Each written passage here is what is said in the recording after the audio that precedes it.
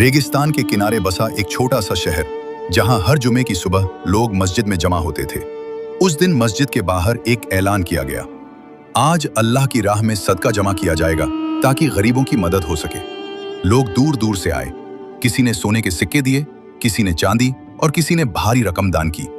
हर कोई चाहता था कि उसका सदका सबसे ज्यादा हो और लोग उसकी तारीफ करें।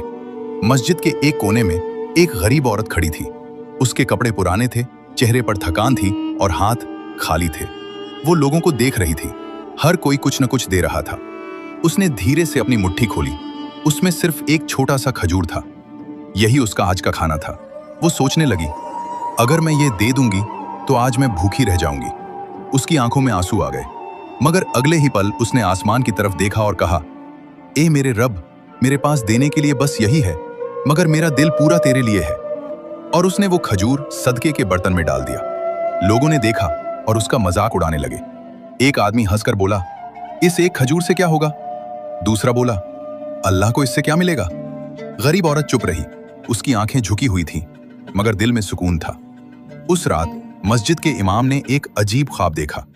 उन्होंने देखा, एक नूरानी तराजू आसमान से उतरा। उस तराजू के एक पलड़े में लोगों के सोने और चांदी के ढेर रखे गए और दूसरे पलड़े में सिर्फ एक खजूर रखा गया।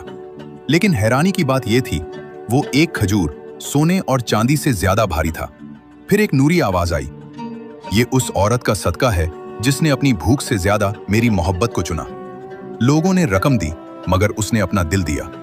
सुबह होते ही इमाम की आंख खुली। उनकी आंखों से आंसू बह रहे थे। उन्होंने लोगों को बुलाया और कहा, याद रखो, अल्लाह रकम नहीं देखता, वो दिल और नीयत देखता है। उस दिन लोगों को समझ आया कि सबसे अमीर वो नहीं जिसके पास सबसे ज्यादा हो, बल्कि वो है जो खाली हाथ होकर भी पूरा दिल दे दे।